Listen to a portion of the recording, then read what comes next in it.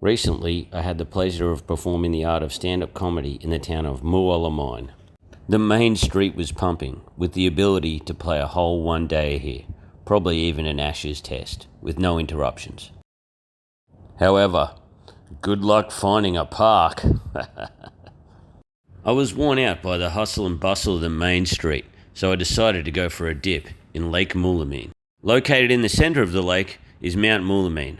I would have loved to have scaled this peak, but I'm guessing it was a 1 to 2 night expedition just to the summit. Whew, it was so hot I could have put a tea bag in this thing. My accommodation was cute and even had a view. One of the main reasons I wanted to perform in the metropolis of Moolameen is that my mother grew up here and my granddad was the police officer here. He was the first police officer to be in this station. After taking in some of the architecture, it was time to wet the bloody whistle. The pub was sensational.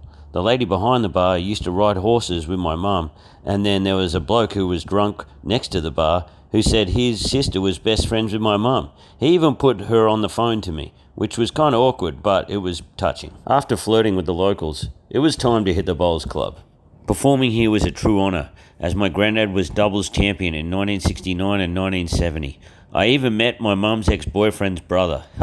The crowd were wilder than a sprayed cockroach. My granddad would have been proud to know, in the same place he was doubles champion, I was talking about my genitals.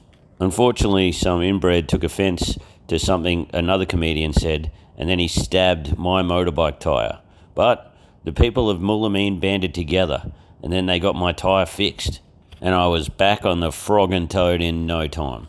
Later on, I got this message from the manager of the bowls club. Turns out, those people weren't even from Moolameen. They were from the Gold Coast.